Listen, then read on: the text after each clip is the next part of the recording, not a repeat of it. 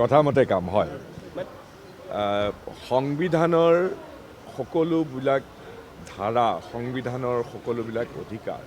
সমানে প্ৰত্যেকজন ভাৰতীয় নাগৰিকৰ ওপৰত সমানে প্ৰযোজ্য হোৱাটো বাঞ্ছনীয় গতিকে ধৰ্মৰ নামত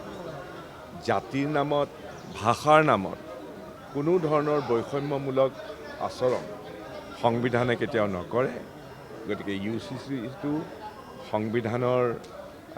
সাৰ্বজনীন এটা প্ৰভিজন হ'ব গতিকে সেইটো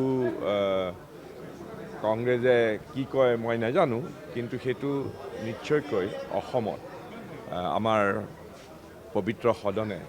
নিশ্চয় সেইটো অনুমোদন জনাব কংগ্ৰেছে এতিয়ালৈকে দলপতি নিৰ্বাচিত কৰিব পৰা নাই তেওঁলোকে কিহৰ কাৰণে বিলম্ব হৈছে বুলি ভাবে আপুনিও আছিলে যিহেতু মোক বাৰু কিয় সুধিছে কংগ্ৰেছ এটা বেলেগ ৰাজনৈতিক দল তেওঁলোকৰ আভ্যন্তৰীণ বিষয়ত মই মাত মাতিব খোজা নাই তেওঁলোকে দেৰি কৰিছে তেওঁলোকৰ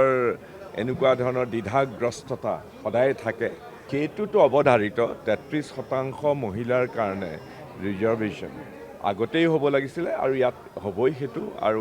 অসমতো হ'ব গোটেই ভাৰতবৰ্ষতো প্ৰযোজ্য হ'ব